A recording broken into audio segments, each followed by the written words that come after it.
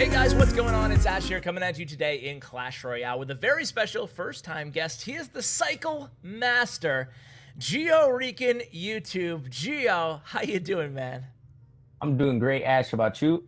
I am doing fantastic. It's good to finally have you on the channel. I think it's probably been, what, like a year in the making that, that we've been Yeah, trying to I'd say sync up? like Or around like maybe 5, 6 months. Yeah, it feels like a yeah. year though. Well, I'm glad that we finally have you on the channel. You are actually a Yeah. really unique player because you're definitely not like in the well-known pro circuit, but you perform so well with cycle decks in a ton of tournaments, like in-game tournaments. As a matter of fact, you finished first overall in I think 2 back-to-back Plex Chat tournaments, or was it 3? It was 2. Yeah, Yeah. I've only got to play 2 because I haven't Okay, really so known you're about you're your 2 flex for chats. 2. So hopefully, yeah, keep going and go three Yeah, for man. three and so on. So that's like a lot of people ask, like, how do you get noticed? And hey, that's one of the ways, is just doing really Yeah. well in tournaments and stuff like that. So I'm really happy to have you on. I'm excited for the insight that you're going to give us on 3 really interesting cycle decks. They're probably the 3 best cycle decks in the entire meta. It's a Mortar cycle deck that we're going to review first for ladder, very free to play friendly. And then we're going to move on to a Graveyard cycle deck here. And then the third deck is going to be a minor battle ram type cycle deck that we're going to finish off on. So before we hop into all of these decks, I'm just going to go ahead and put on one of the replays using the last deck to start out with. But I want some general tips from you, Gio, because you're not a big spender in the game. You're not necessarily totally free to play either, but you don't spend a lot of money. So how do you compete on ladder with your card levels?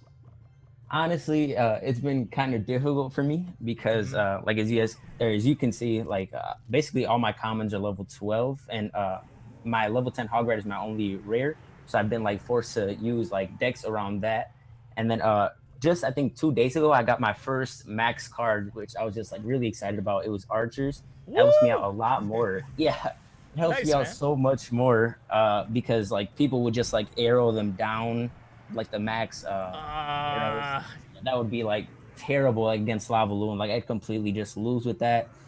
But yeah, so I've been trying to like use decks with that don't have like too many epics in them, or just like that can just cycle really fast and catch your opponent off guard. And like the first deck that we're gonna be talking about here, like the Hog Mortar Deck, that's actually I got the idea from one of my leaders in the clan, Rogue Force. You guys can see like the clan from there. I don't know if, yeah, you're showing yeah, that. sure. But Yeah. yeah, he's like a top 500 player with that deck. And yeah, the only thing that he has is skeletons for goblins, but I feel like goblins are better in this meta, like against graveyard. Like the goblins can last a little bit longer in poison and stuff like that, and then can also like if they waste their log on something else, then what you're going to be talking about later for like the graveyard cycle, like that's like a really big key in that deck right there too.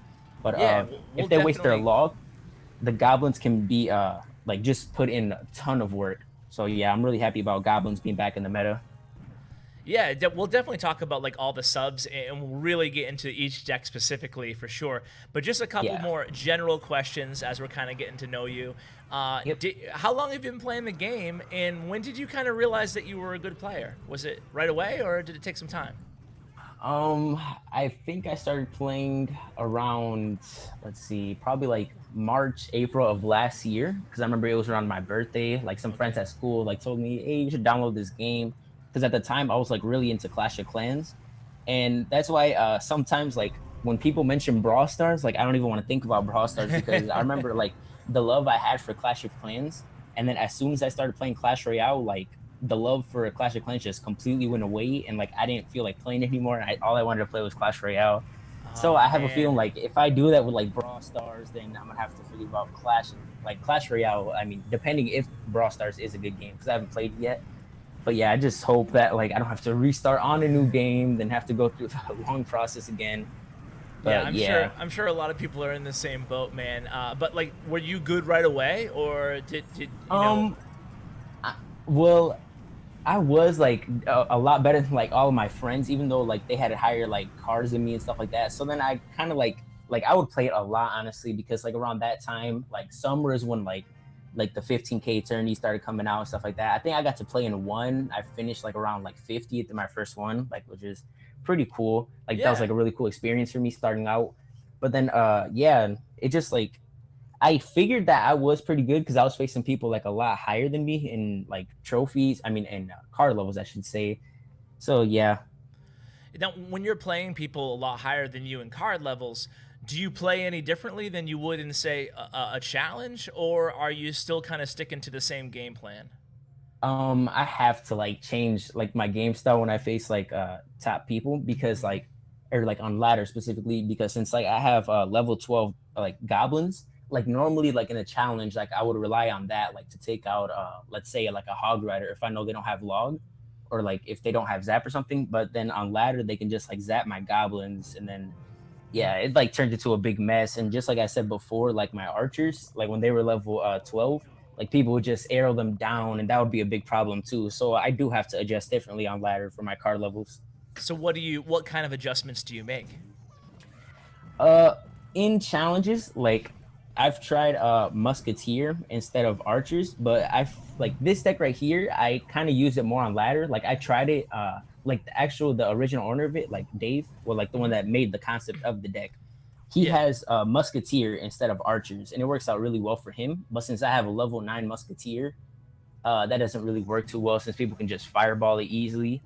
So archers that are max, I use that, and it's also a quicker cycle too. So Hmm. that's why I put in the goblins instead of the skeletons to have that extra like support.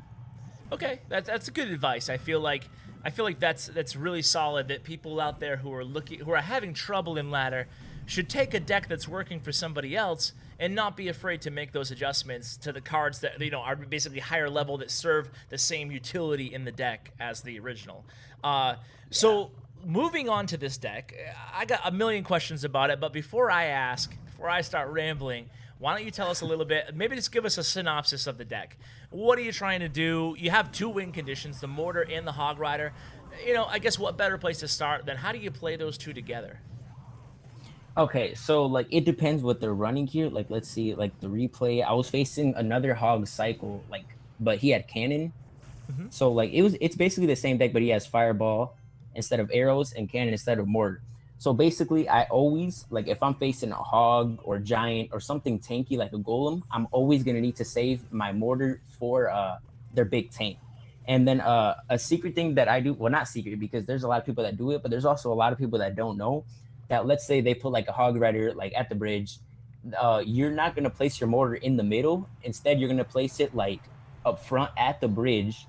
So like pull the hog rider, and then also the mortar. Like while that's happening, the mortar can shoot the tower, and then like you can have your Okay. supporting units like goblins or archers or knight just killing the mortar or the hog rider. And while all that's going on, while you're defending well, your mortar is also getting hits on the tower.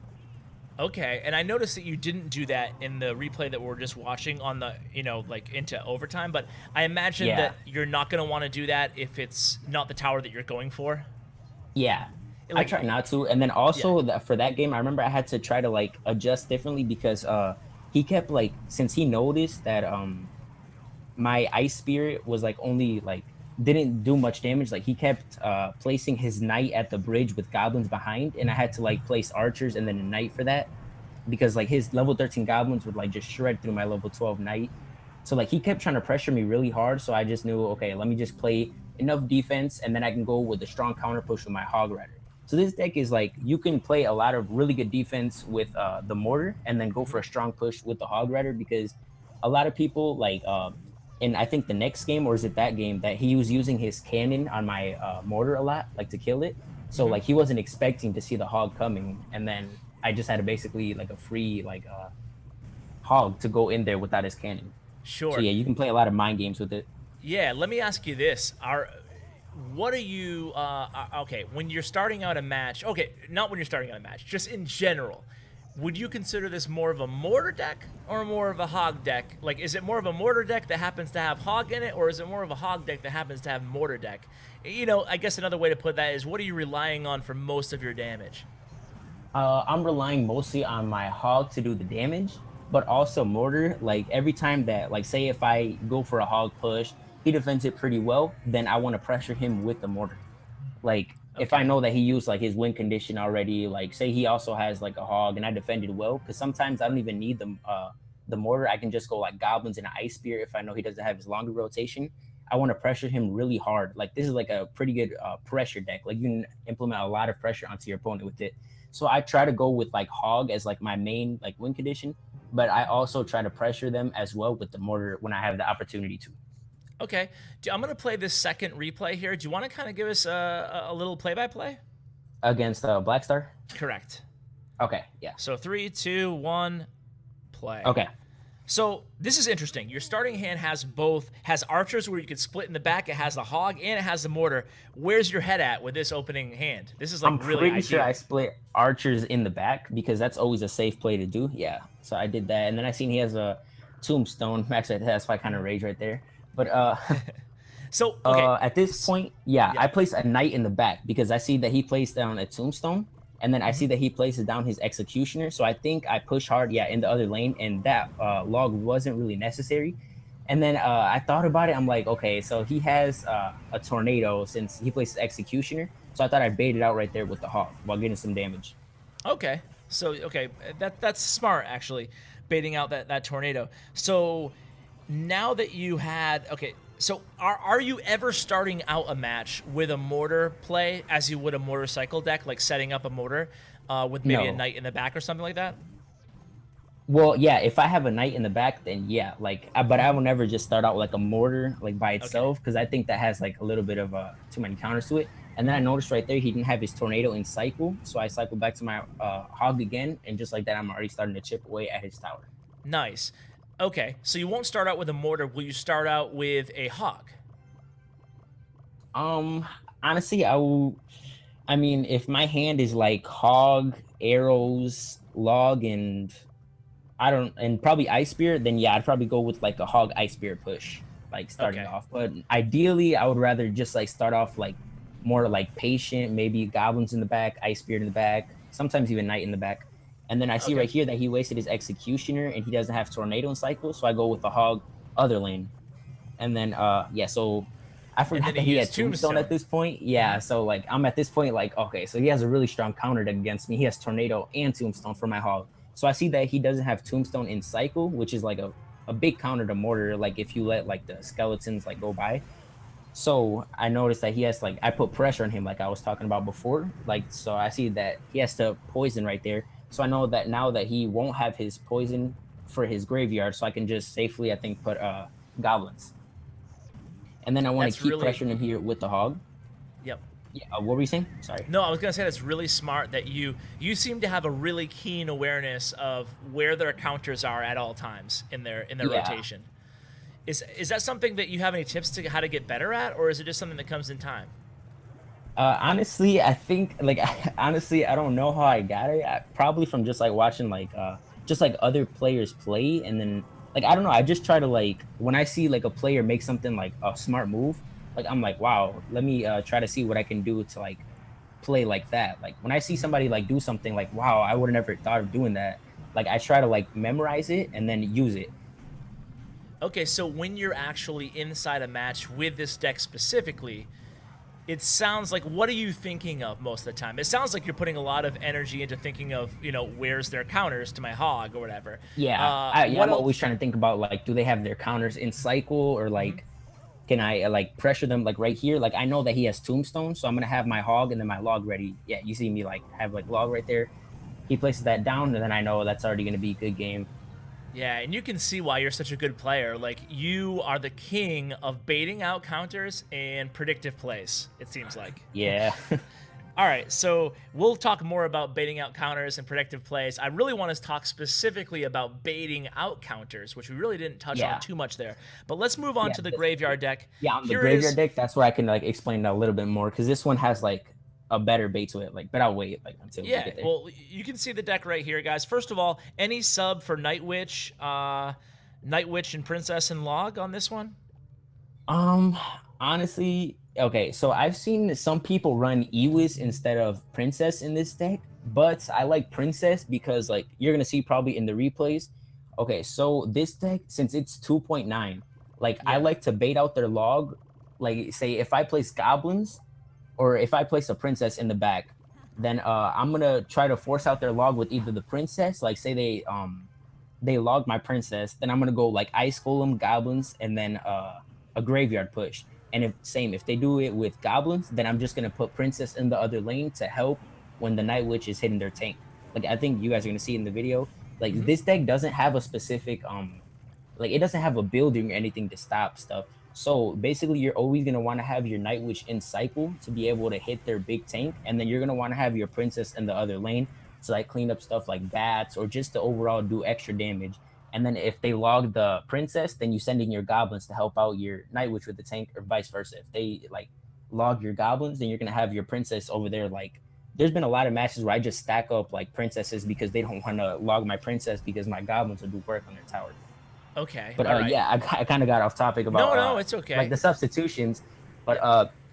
so yeah, as I said, like people put in Ewis instead of Princess, and then for Night Witch, that's gonna be a tough one because like Night Witch is like really strong, like just like probably like in my opinion like still like the best card in the game even Do you after think the she nerf. needs a nerf? Yeah, Another one? definitely. Yeah. Honestly, it definitely does. I think think so honestly too. the Night Witch, the Bandits, and the Battle Rim all need a nerf because things like Pega now is basically meta.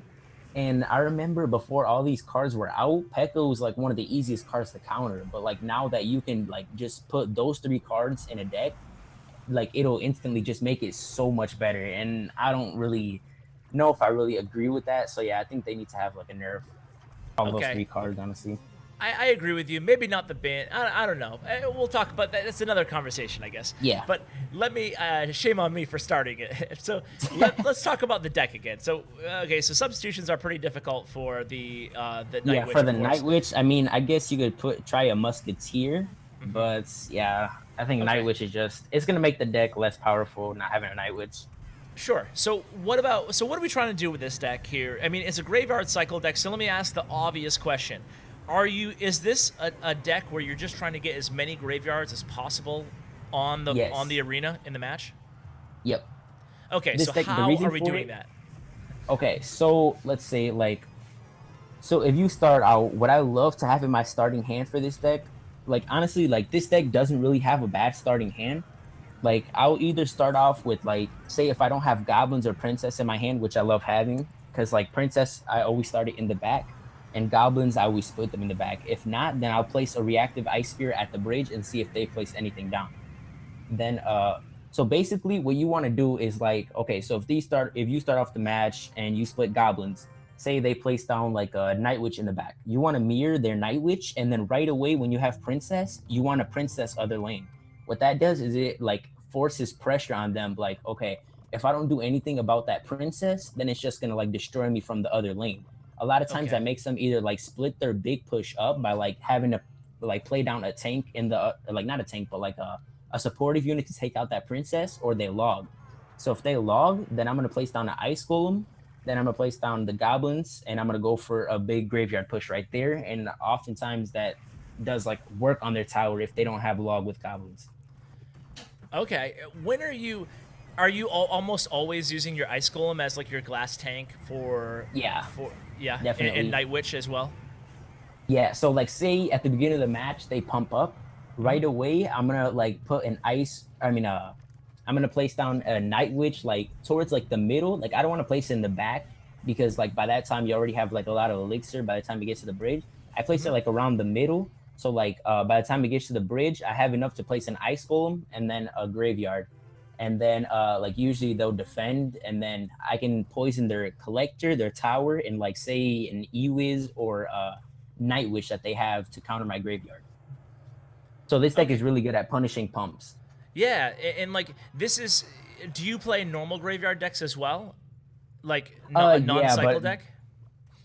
I do, but like ever since like I've like seen this deck and like been using it, like yeah, I haven't really been using type of graveyard deck, but this one, like this deck is just like, in my opinion, like probably the best deck in the game right now, just because it has such good offense to it, and then also like such good defense. Even though it's just like it doesn't even have like a building to it, but that's how good the Night Witch is. That you can simply put that on a tank, and then say like if they have a golem, you place down your Night Witch and you put down an ice golem to distract the baby dragon, and they just don't really have much for it. Yeah, it's And then definitely also Night Witch is so OP. yeah, it really is. And then But also one big thing too, probably this like the deck's like probably biggest weakness is Golem Lightning. Like especially that's why I don't like to have Ewiz instead of Princess, because then it'll give them much more value with the Lightning. Uh, so that's why. So if they have a big push coming, you see Golem, Night Witch, and Mega Minion. What I do is I drop a Night Witch, then I drop a poison on that. Like you have to poison. Like if they have a really big push, poison is so good at doing that, stopping a really big push, like against Golem and just like P.E.K.K.A, a bunch of other stuff. Like poison is underrated as a defensive card as well too. It's really good at other people's graveyards as well. Okay, so you're going to. So the most difficult matchup for this deck, you would say, is like a heavy beatdown deck, right? Yeah. Okay, so in the way you'd handle it is basically, like let's talk through it step by step if you don't mind. So Yeah. They place down their Golem. What are you gonna place on your side? Night Witch in the back. Okay, Like if the you same have, lane. If they place down their Golem and you guys are tied in Elixir, and you have Graveyard and Ice Golem in hand, are you going to push the opposite lane with like a Ice Golem Graveyard push, or is 7 Elixir too much? If I don't have my Night Witch in cycle, then yeah, I do that, because then that forces them to either like lose their tower right there, or they have to like sacrifice a lot of elixir to try to keep it there. And then by that time, like by the time the Golem gets to the bridge, I already have my Night Witch hitting the Golem, and then yeah, just place down the Ice Golem to distract their supporting units, and then you can already basically cycle back to the poison to hit their supporting units. And if not, like you already have your Princess in the other lane, like sniping down like the bats behind the Golem from like the Night Witch and all that stuff. Like Okay. Princess in this deck is like super keen. Like it's like really I don't know what the word is for it, like super important to this deck. Okay, yeah, sure. Okay, well, speaking of Princess and important to decks, let's move on to the last deck, which is, I guess, what do you call it? A Battle Ram cycle or a Miner cycle? Minor Battle Ram. I actually made a video about this like 2 days ago on my channel. Oh, okay, I'll link it. I called it a Minor Ram cycle. So Okay, like, yeah, cool. basically, yeah, it's a pretty strong deck. And as you can see in like the first replay with that, I have we're watching it Aegis, now. and in the second one I have Princess. So Oh, okay. yeah, there's like you can have Ewiz. Like this one, I prefer to have like Ewiz instead of Princess. Okay, so before we get into the subs and stuff, tell us just a little bit about the deck. We saw this as the very first replay of the episode as well, and it will be the last replay. So tell us just about the deck in general, specifically. How are you using the Miner, and how does that kind of synergize with the Battle Ram? Okay, so this deck, as you can see, like it's pretty strong, but it's for sure the weakness is Three Musketeers heal, as is any deck with poison, because Three Musketeer heal is just like, I'm not on the boat with like everybody wanted to delete it from the game, but I think it definitely needs a nerf to it. It definitely needs a nerf to it, because like honestly, like 90, I'd say like I don't know if I'll say 90, but at least 80% of the time, if they're running heal and you're running poison, you lose the game. So I don't think that's really You think that fair. heal needs a nerf? Yeah, heal definitely needs a nerf. Definitely. See, I kind of disagree. Or something, maybe like a change to it. Yeah, in a that's way. what I think. I think it needs like a change, because like it's weird because the spell's not even that good in a lot of situations. You know, it's just some situations against poison, for example, that you mentioned. Yeah, that's true. It's absolutely unreal. But okay, so back to the deck though. So Three Musketeers heal is the most difficult matchup. Why don't we start there? How are you handling that matchup with this deck? Okay, so as you can see, like in the second replay, like I noticed that he had Three Musketeers, and he's running like the super heavy like Three Musketeers Golem heal poison deck. And like one thing about that is like you have to recognize your opponent's deck. So even though he hadn't shown his heal, I basically knew that he had heal.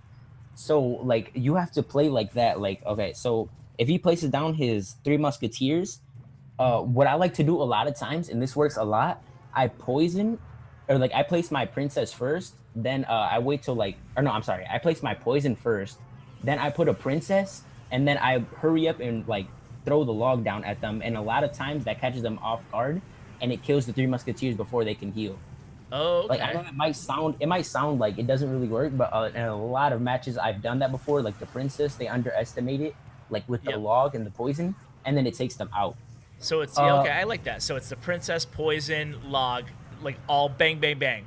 Princess yeah, first, or poison first. yeah, okay, but yeah, the thing is, then you have to be careful for their minion horde. Like sometimes you have to use like a defensive miner to like stop that minion horde because that's the thing about like heal. Since I said like heals, like this hard counters deck, this deck does well against every deck. You just have to play super super careful and play unpredictable against their three musk heal and like minion horde. That's just a difficult matchup against it.